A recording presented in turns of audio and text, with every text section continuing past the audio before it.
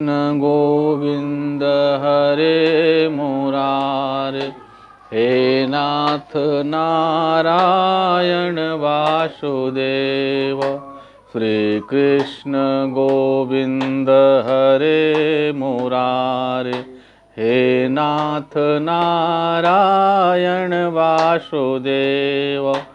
हे नाथ नारायण वासुदेव, हे नाथ नारायण वासुदेव।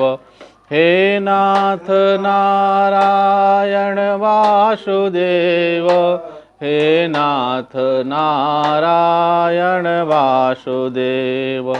श्री कृष्ण गोविंद हरे मुरारे, हे नाथ नारायण वासुदेव। हे नाथ नारायण वासुदेव, हे नाथ नारायण वासुदेव। बोलिए वृंदावन बिहारी लाल की, शंकर भगवान की। आइए रोज की तरह आज भी हम श्रीमद् भगवत गीता अंतर्गत भगवान की मंगलमयी वाणी श्रवण करें। भगवान श्री कृष्ण अर्जुन से कहते हैं कि हे अर्जुन, जो भोगों में तन्मय हो रहे हैं, जिनकी आसक्ति भोगों में है और जो कर्म फल के प्रशंसक हैं, जिनकी भोगों में तन्मयता है और जो कर्म फल के प्रशंसक हैं और वेद वाक्यों में प्रीति रखने वाले हैं। तीन बात। पहले भोगों में तन्मयता, दूसरा कर्म फल का प्रशंसक और तीसरा वेद वाक्यों में प्रीति रखने वाले। ये तीनों ही लोग अविवेकी हैं। वो तीनों ही लोग सत्य तत्व को जानने वाले नहीं हैं। क्यों?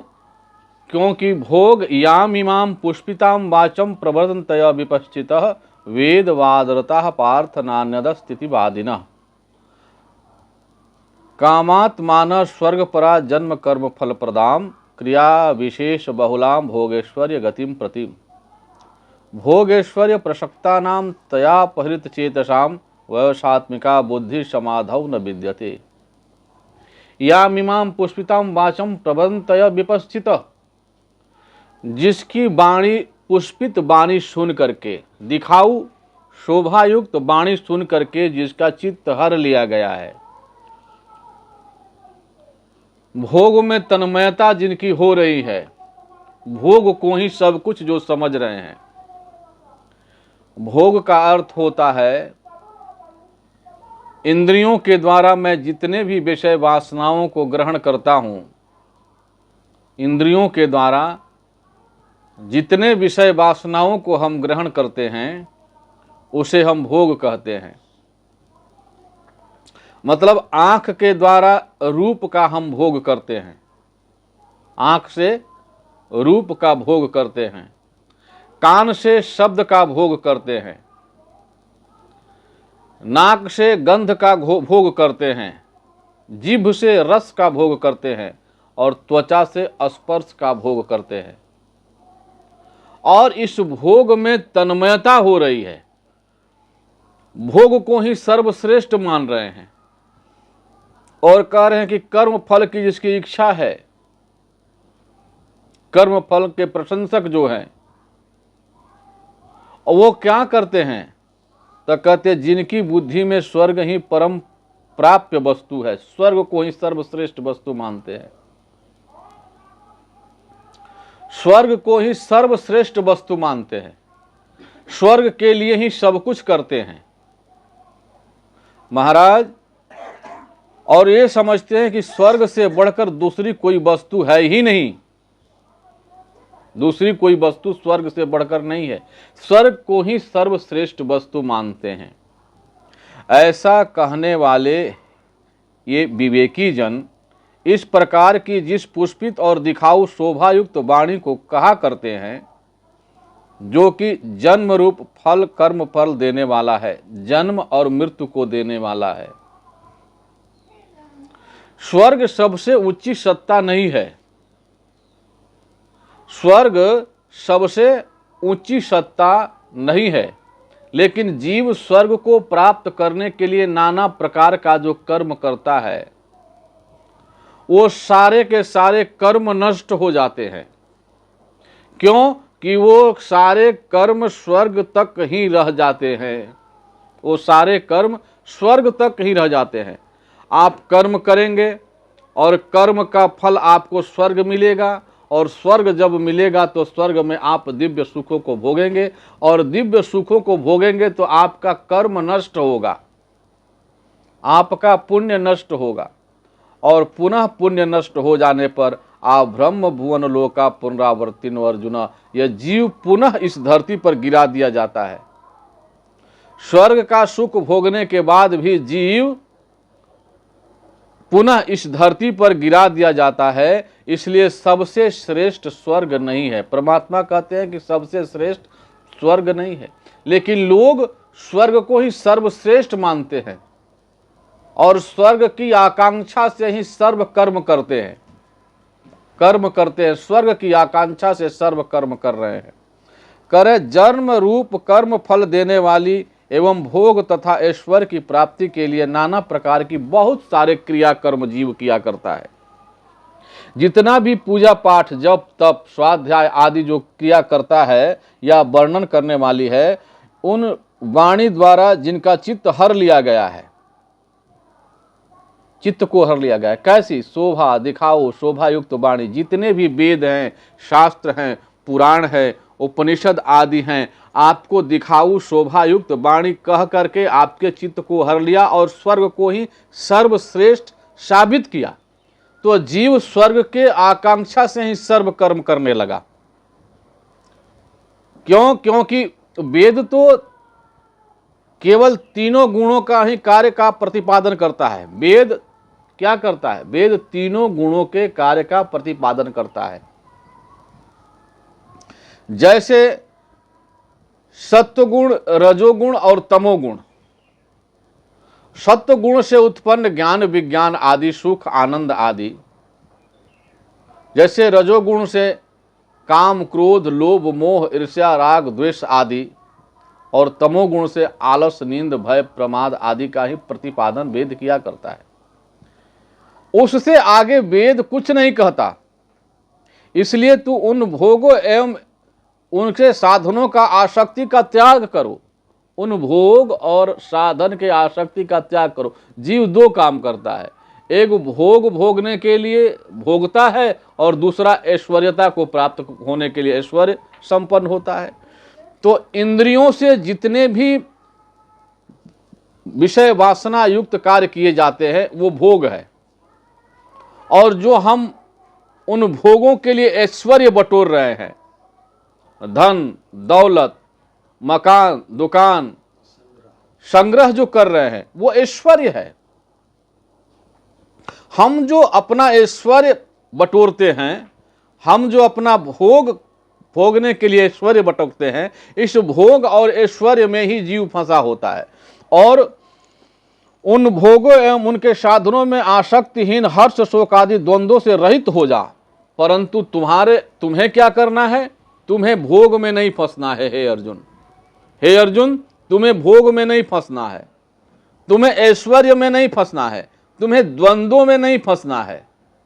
द्वंद्व मतलब राग द्वेष, सुख दुख, लाभ हानि, जन्म मरण, जय पराजय, ये द्वंद्व हैं। द्वंद्व हैं। द्वंद्व द्वैतता में उत्पन्न होता है। जब जीव द्वैतता में जाता है तो उसके अंदर द्वंद्व उत्पन्न होता है। हे अर्जुन, तुम द्वंद्व से रहित हो जाओ, तुम हर्ष शोक से रहित हो जाओ, तुम लाभ हानि से रहित हो जाओ, जय पराजय से रहित हो जाओ, जन्म मृत्यु से रहित हो जाओ।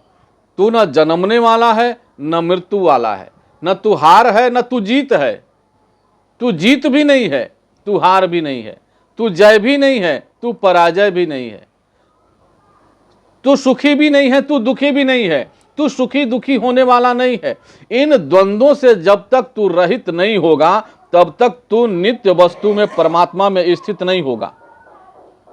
जब तक तू द्वंद्व से रहित नहीं होगा तब तक नित्य वस्तु परमात्मा में स्थिर नहीं होगा। तुम योग क्षेम हम योग क्षेम वाला हो जा।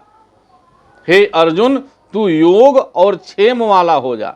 योग का मतलब होता है अप्राप्त वस्तु को प्राप्त करना, कहते हैं योग है। अप्राप्त की प्राप्ति करना योग है। तो सांसारिक वस्तु का बात नहीं करते हैं यहां पर भगवान श्री कृष्ण। जो अप्राप्त है उसको प्राप्त करना योग है, और जो प्राप्त है उसकी रक्षा करना क्षेम है। जो हमें मिला हुआ है उसको हम संभाल लें, उसका नाम क्षेम है। बोले अप्राप्त क्या है? बोले अप्राप्त क्या है? बोले अप्राप्त की केवल स्मृति करनी है। अप्राप्त संसार में कुछ भी नहीं है, सब प्राप्त है। परमात्मा की स्मृति केवल कर, केवल तू अपने आप का स्मृति कर, अपने आप को जान जा। तू अपने आप को जान जा कि मैं आत्मा हूं, मैं परमात्मा का अंश हूं। इस आत्मा और परमात्मा के स्वरूप को जानना योग है, और इस योग की रक्षा करना। मैंने जान लिया कि मैं परमात्मा का अंश हूं, मैं परमात्मा का स्वरूप हूं, इस बात को मैंने जान लिया। तो इसकी रक्षा करना, इसको संभाले रखना क्षेम है। ये हमारी स्मृति में संभले, हमेशा बना रहे, उसको कहते हैं क्षेम।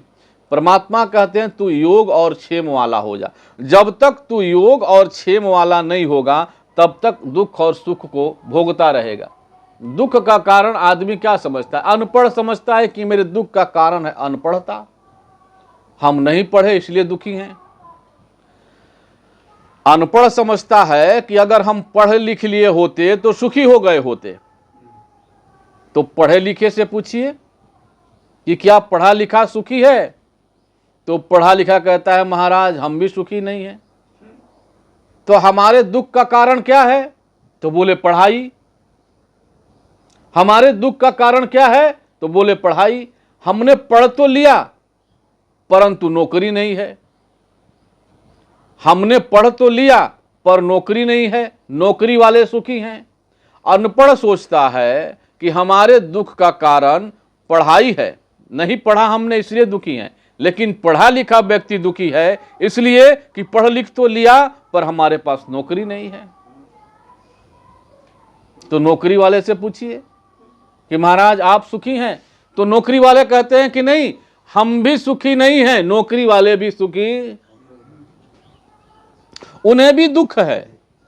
बोले क्यों? बोले बाल बच्चों को छोड़कर महाराज हमें सीमा पर रहना पड़ता है, न जाने कब दुश्मन की गोली आए और हमारे शरीर को छू जाए, पता नहीं। बाल बच्चों का सुख हमें नहीं मिलता। नौकरी वाले भी दुखी हैं। मतलब सभी दुखी हैं, सभी दुखी हैं। दुख के भंडार को लेकर सभी इधर से उधर घूम रहे हैं। परमात्मा कहते हैं कि तुम दुख और सुख दोनों से रहित हो जा। यावान अर्थ उद्पाने सर्वतः संपलुतोदके तावान सर्वेषु वेदेषु ब्राह्मणस्य भी जानतः। कहते हैं कि जैसे बड़े जलाशय के प्राप्त हो जाने से छोटे छोटे जलाशयों में जैसे थोड़ा थोड़ा कार्य रहता है, जैसे बड़े जलाशय के प्राप्त हो जाने से छोटा जलाशय में क्या हमको, जब बहुत बड़ा जलाशय हमको मिल गया तो छोटा जलाशय से क्या हमारा काम है? कोई काम है? कोई अर्थ ही नहीं है। छोटा जलाशय से कोई कार्य नहीं है। जब बड़ा जलाशय मिल गया तो छोटा जलाशय से क्या लेना देना। लेकिन जब तक छोटा जलाशय है तो छोटा जलाशय में अगर हम गोड़ हाथ धो लेंगे, छोटा सा गड्ढा में पानी बा, गड्ढा में हम गोड़ हाथ धोए लगनी, तो गोड़ हाथ धोए लगनी तो हिड़ा गई, तो अब नहाए लायक ना रहल। पानी हिड़ा गई तो नहाए लायक ना रहल। अच्छा, अगर हम नहा लिए तो कपड़ा खींचने लायक नहीं रहा, अथवा हमने कपड़ा ही खींच लिया तो नहाने लायक नहीं रहा। एक कार्य करने से दूसरे कार्य करने योग्य नहीं रह जाता है। छोटा गड्ढा का छोटा सा पानी, छोटा सा गड्ढा का पानी, लेकिन बहुत बड़ा जलाशय अगर प्राप्त हो जाए, बहुत बड़ा जलाशय, निर्मल पानी प्राप्त हो जाए जलाशय का, और उसमें आप थोड़ा गोड़ हाथ धो लेंगे तो वो पानी गंदा होगा? बड़ा जलाशय गोड़ हाथ धोने से गंदा नहीं होगा। अथवा आप उसमें नहा लेंगे तो नहाने पर भी वो गंदा नहीं होगा, या कपड़ा भी खींच लेंगे तो वो गंदा नहीं होगा। इसलिए हे अर्जुन, ये बड़ा जलाशय तू प्राप्त करने के योग्य है। तू बड़ा जलाशय को जब प्राप्त कर जाएगा तो छोटा जलाशय से तुम्हारी कोई औचित्य नहीं रहेगी, तुम्हारा कोई कार्य नहीं रहेगा। तू बड़े जलाशय को प्राप्त कर, तू बड़े जलाशय को प्राप्त कर। तू ब्रह्म को तत्व से जानने वाले ब्राह्मण के समान समस्त वेदों को उतना ही प्रयोजन रहता है। बोले ब्रह्म को जानने वाला ब्राह्मण, बड़ी सुंदर बात कहते हैं, ब्रह्म जाने तीति ब्राह्मण। ब्राह्मण का मतलब क्या होता है? ब्रह्म जाने तीति, जो ब्रह्म को जाने। यहां कहते हैं गीता में कि जो ब्रह्म को जानने वाला ब्राह्मण है, वैसे ही जैसे बड़े जलाशय को प्राप्त होकर छोटे जलाशय से कोई अर्थ नहीं होता, वैसे ही इस चेतन आत्मा को जानने वाले ये वेद में उत्पन्न ही उतना ही प्रयोजन रहता है। वेद में उतना ही प्रयोजन रहता है, ज्यादा प्रयोजन नहीं रहता। वेद से ज्यादा प्रयोजन नहीं रहता उनका। बस वो आत्म स्वरूप में जो स्थित है वो वेद से ज्यादा प्रयोजन नहीं रखता। क्यों? क्योंकि वेद तीनों गुणों का ही प्रतिपादन करता है। वेद जो है तीनों गुणों का ही प्रतिपादन करता है, और जितने भी पुण्यकृत कर्म वेद के माध्यम से किए जाते हैं वो स्वर्ग तक ले जाने वाले, स्वर्ग तक, स्वर्ग में आपको ले जाएंगे। और स्वर्ग में ले जाएंगे तो क्या होगा? बोलेंगे स्वर्ग में आप भोग भोगेंगे, और भोग भोगेंगे तो क्या होगा? तो भोग भोगेंगे तो आप स्वर्ग से भोग आपका जब नष्ट हो जाएगा, आपका पुण्य नष्ट हो जाएगा, तो आपके पुण्य के नष्ट हो जाने के बाद आपको स्वर्ग से पुनः गिरा दिया जाता है। इसलिए आत्म स्वरूप के बोध का तू उपाय कर। तू जो बातें कर रहा है, वेद के तीनों गुणों से युक्त कार्य कर रहे वाले कार्य का प्रतिपादन कर रहा है, बात कर रहा है। और मैं जो बात कर रहा हूं वो चेतन आत्मा की बात कर रहा हूं। मैं जो कह रहा हूं यो चेतन आत्मा की बात कर रहा है। क्योंकि कर्मण्येवाधिकारस्ते मां फलेषु कदाचन मां कर्म फल हेतुर्भूमा ते संगोस्तव कर्मणि। तेरा कर्म करने में ही अधिकार है, तू कर्म कर, तेरा कर्म करने में अधिकार है, उसके फल में कभी नहीं, उसके फल में तेरा अधिकार नहीं है। इसलिए तू कर्मों के फल का हेतु मत हो,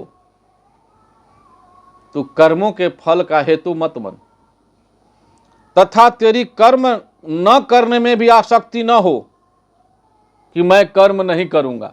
ऐसी आसक्ति नहीं होनी चाहिए कि मैं कर्म नहीं करूंगा। कर्म तो तू कर, पर फल का इच्छा का परित्याग कर, हेतु मत बन, हेतु मत बन, कर्म केवल कर। क्यों? क्योंकि कोई भी प्राणी बिना कर्म किए रह नहीं सकता।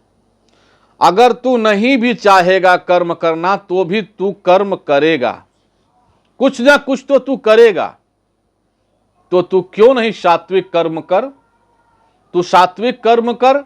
अच्छा, बड़ी विचित्र बात है, ये नया कर्म जो है मनुष्य योनि में ही होता है, नया कर्म मनुष्य योनि में ही होता है। बाकी जितने अस्थावर जंगम प्राणी हैं वो नया कर्म नहीं करते।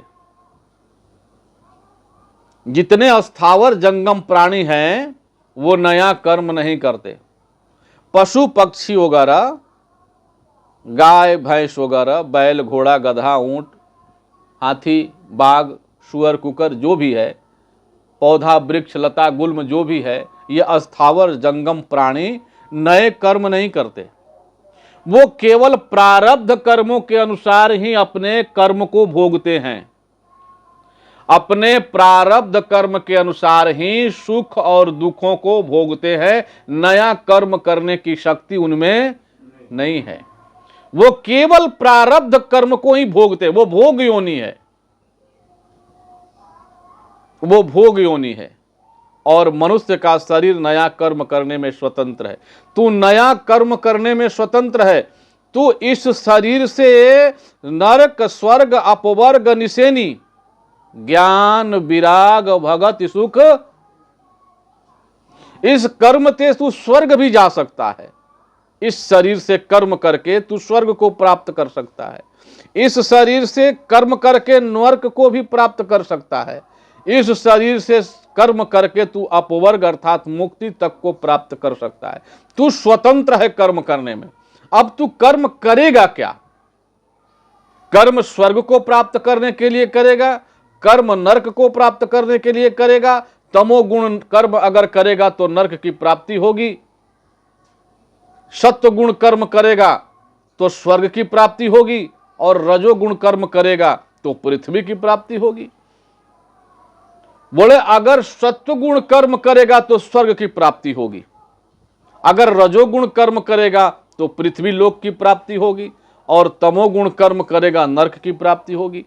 अब तू नरक को जाने की तैयारी कर सकता है, तू स्वर्ग को जाने की तैयारी कर सकता है, तू मुक्ति की तैयारी कर सकता है। तू स्वतंत्र है कर्म करने में। इसलिए हे अर्जुन, कर्मण्येवाधिकारस्ते,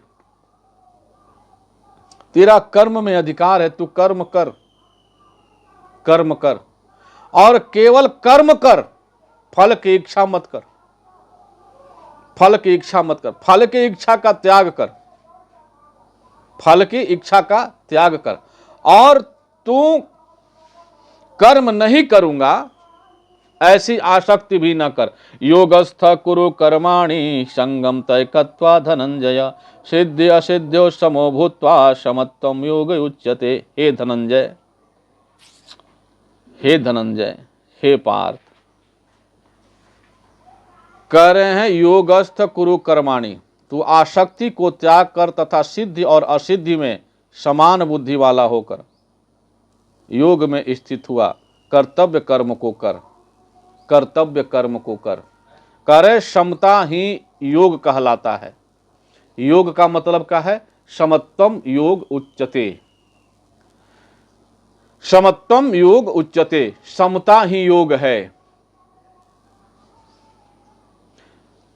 अपने लिए कुछ भी न कर, जो भी कर जगत के लिए कर। अपने लिए कुछ भी न कर, जो भी कर जगत के लिए कर। जगत को समान समझ के कर। समत्वम योग उच्यते कहते सिद्धि और असिद्धि में, मतलब तुम्हें कार्य में सफलता मिले तो भी और कार्य में निसफलता मिले तो भी। हे पार्थ, पार्थ का मतलब होता है पा परमात्मा अर्थ प्रयोजनम इति पार्थः। पा परमात्मा अर्थ प्रयोजनम इति पार्थः। परमात्मा ही जिसके जीवन का अर्थ अर्थात प्रयोजन है वही पार्थ है। परमात्मा ही जिसको जीवन का प्रयोजन है वही पार्थ है। और परमात्मा कहते हैं हे पार्थ, तू सिद्धि और असिद्धि को त्याग करके, त्याग कर, सिद्धि असिद्धि को त्याग कर, केवल कर्म कर, केवल कर्म कर। परमात्मा कर्म योग पर बड़ा जोर दे रहे हैं। इससे पहले ज्ञान योग पर परमात्मा ने कहा था, अब कर्म योग पर परमात्मा कह रहे हैं। कर्म का मतलब होता है कि आपके शरीर से होने वाले स्वाभाविक कार्य को कर्म कहते हैं। शरीर से होने वाले स्वाभाविक कार्य और कर्तापन के भाव को रखे हुए कार्य को मैं काम कहता हूं। काम मतलब बंधन का कारण। कर्म में और काम में अंतर बा। हम काम करता नहीं कि कर्म करता नहीं। कर्म मुक्ति का साधन भी हो सकता है। अच्छा, एक पक्षी जो है, एक पक्षी एक खिड़की से एक रूम में प्रवेश कर गया। एक पक्षी एक खिड़की से रूम में प्रवेश कर गया और रूम का दरवाजा बंद है, रूम का दरवाजा बंद है। अब पक्षी उस रूम से बाहर निकलना चाहता है, सब दीवार से टकरा रहा है, उस दीवार से टकरा रहा है, इस दीवार से टकरा रहा है, उस दीवार से टकरा रहा है, लेकिन उस खिड़की से बाहर नहीं निकल रहा है। जबकि उस खिड़की से वो निकल सकता है बाहर, उस खिड़की से वो बाहर निकल सकता है, पर निकल नहीं रहा है। क्यों? क्योंकि उसे भ्रम हो गया। भ्रम क्या हो गया कि हम जब इसमें प्रवेश किए तो इस रूम में फंस गए, हम इसी में प्रवेश किए तो हम इस रूम में फंस गए, इसलिए अगर हम फिर इसमें प्रवेश करेंगे तो कहीं दूसरी जगह फंस जाएंगे। जबकि उसके निकलने का साधन भी वही है, जिस रास्ते से वो प्रवेश किया है उसी रास्ते से वो निकल भी सकता है। हम इस दरवाजे से प्रवेश करते हैं तो हम इस दरवाजे से ही निकल सकते हैं, यही साधन निकलने का भी है। उसी प्रकार से परमात्मा श्री कृष्ण कहते हैं कि हे अर्जुन, कर्म के द्वारा ही जीव संसार में फंसाया गया है। जो जस करई सो तस फल चाखा, कर्म प्रधान विश्व रचि राखा। कर्म प्रधान विश्व रचि राखा, कर्म की प्रधानता है इस संसार में, लेकिन जो जस करई, जो जैसा कर्म करेगा उसको वैसा फल मिलेगा। कर्म ही बंधन का कारण है, कर्म से ही जीव बंधा हुआ है। यह मनुष्य का शरीर कर्म निर्मित तनु है, कर्म निर्मित तनु। कर्म के अनुसार ही जीव को यह शरीर मिला है। जिस प्राणी को जो शरीर मिला है वो उसके कर्म के अनुसार ही मिला है। तो परमात्मा कहते हैं कि कर्म के बंधन से बंधकर ही मनुष्य को यह शरीर मिला है, तो क्या दूसरा कोई साधन है इस कर्म बंधन को काटने का? दूसरा कोई साधन है? तो बोले नहीं। सिद्ध असिद्ध समो भूत्वा समत्वम योग उच्यते। कह रहे हैं कि तुम समता को धारण करके केवल कर्म कर, कर्म ही तेरे बंधन का कारण है और कर्म ही तेरे मुक्ति का भी कारण बनेगा। तो अगर फल की इच्छा का त्याग करके केवल सात्विक कर्म करते रह और कर्म को ही तू अगर पूजा मान ले तो समझ जाओ कि तेरा वो कर्म तुझे बंधन से छुड़ा देगा, तेरा वो कर्म बंधन से तुझे छुड़ा देगा। कह रहे हैं कि योगस्थ, तू योग में स्थित हो जा, तू योग में स्थित हो जा, अर्थात तू परमात्मा में स्थित हो जा। योग में स्थित हो जा मतलब तू परमात्मा में स्थित हो जा, तू आत्मा में स्थित हो जा, तू आत्मा रूप परमात्मा को पहचान जा, तू आत्मा रूप परमात्मा को पहचान जा। और कहते हैं कुरु कर्माणि, आत्मा में स्थित होकर तू केवल निष्प्रिय भाव से, निष्प्रिय भाव से, अकर्ता भाव से तू केवल कर्म कर और संगम तैकत्वा धनंजय, तू संग का त्याग कर, संग का त्याग कर। मतलब संग का त्याग मतलब आसक्ति का त्याग। संग का त्याग का अर्थ है तू आसक्ति का त्याग कर हे धनंजय। पार्थ का मतलब मैंने बताया, पा परमात्मा अर्थः प्रयोजनम इति पार्थः, पा परमात्मा अर्थः प्रयोजनम इति पार्थः, जो परमात्मा को प्राप्त करना ही जिसके जीवन का अर्थ है वही पार्थ है, बस वो पार्थ है।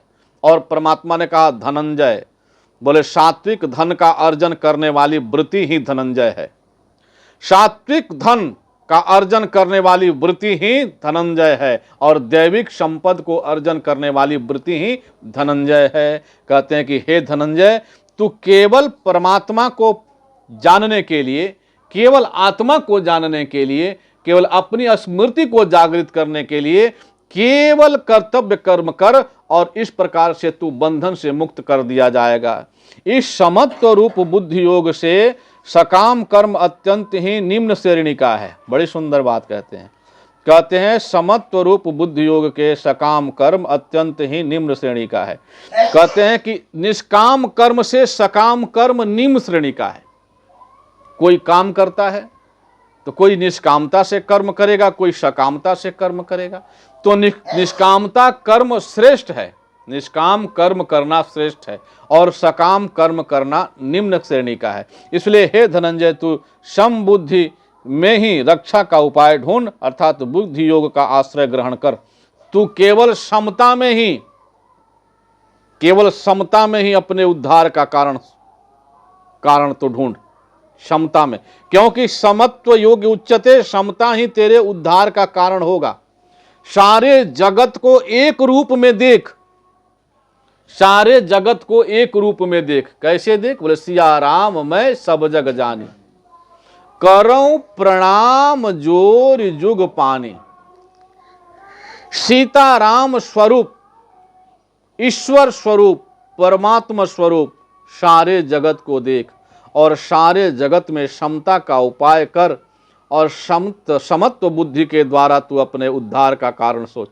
इस प्रकार परमात्मा समता पर जोर देते हुए बार बार अर्जुन से कहते हैं कि तू समत्व में स्थित हो जा, तू योग में स्थित हो जा और तू निष्काम कर्म करने वाला योद्ध हो जा।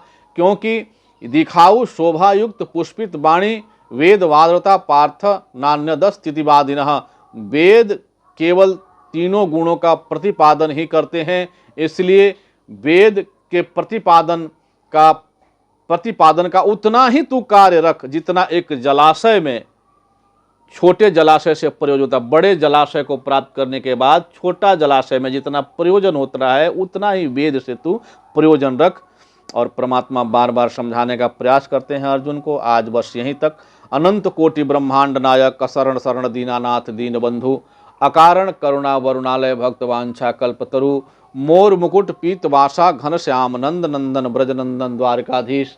भगवान श्री कृष्ण चंद्र के चरण कमलों में मैं अपने प्रवचन पुष्पांजलि को समर्पित करता हूँ, सत्संग पुष्पांजलि को समर्पित करता हूँ। श्री कृष्ण गोविंद हरे मुरारे, हे नाथ नारायण वासुदेव। श्री कृष्ण गोविंद हरे मुरारे, हे नाथ नारायण वासुदेव। हे नाथ नारायण वासुदेव, हे नाथ नारायण वासुदेव, हे नाथ नारायण वासुदेव, हे नाथ नारायण वासुदेव। श्री कृष्ण गोविंद हरे मुरारे, हे नाथ नारायण वासुदेव, हे नाथ नारायण वासुदेव, हे नाथ नारायण वासुदेव। बोलिए वृंदावन बिहारी लाल की जय, शंकर भगवान की जय, श्यावर रामचंद्र की जय, पवन सुत हनुमान की, आज के आनंद की जय। श्रीमद् भगवद गीता की, श्री कृष्ण अर्जुन भगवान की। बोले अपने अपने गुरुदेव भगवान की, अपने अपने माता पिता की, समस्त भक्त भगवंत की। प्रेम से बोलिए नमः पार्वती पतये हर हर महादेव। ओम शांति शांति शांति।